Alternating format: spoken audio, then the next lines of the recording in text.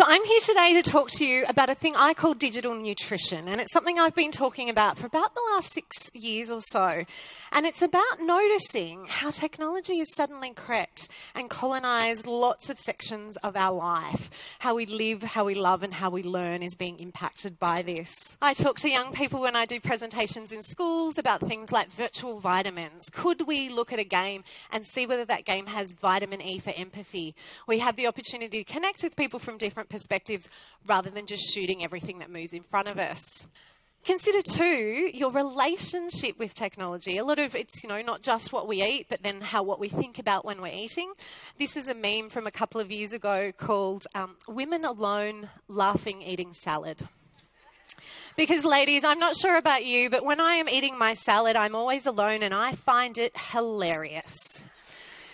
Today I'm going to talk to you about something completely different, I guess, to maybe some of the things that you've been hearing about. And this is really around this notion of unplugging and digital detoxing and taking smartphones away and all of these sorts of issues that we're hearing, especially in this state, and young people around maybe some of the impacts of technology. And when I started this work about 10 years ago, I really was focused on young people and the impacts on kids of this digital saturation. Increasingly, the conversation has moved to us as adults. So, what is this thing I call digital nutrition? It is not an app for counting calories or tracking your food. Okay, that's the first thing. It's really just about using the analogy with food to overcome this obsession we have with screen time, especially with young people. You might have noticed that kids have screen time limits, but we as adults don't.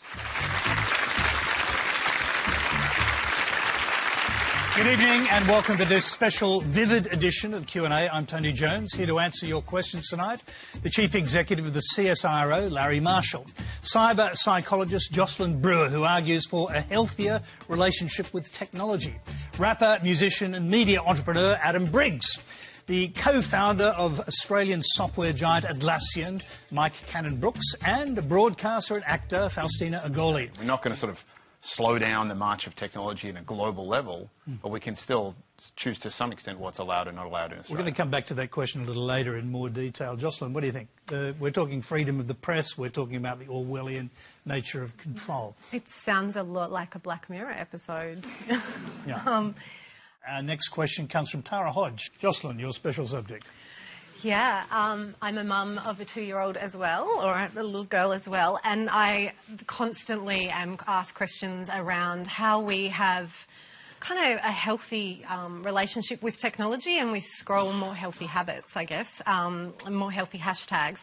So some of the strategies that I really think we need to put into place is teaching media literacy and digital literacy so that young people understand that a lot of what shows up in your social media feed is not real life, and that real life is probably not that Instagrammable and not really something that we want to be looking at all the time. There's a lot of research that shows we can't have deep and meaningful relationships with 7,000 people, maybe 7. Who are the people that you can call when you're in a really tricky spot?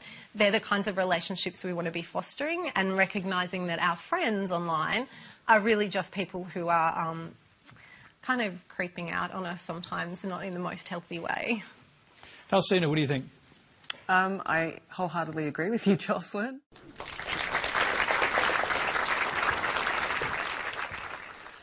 All right.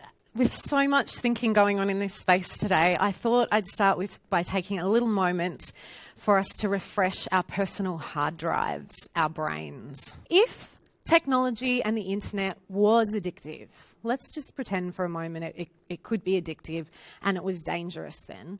Why weren't we talking about preventing these issues of overuse, of problematic internet use?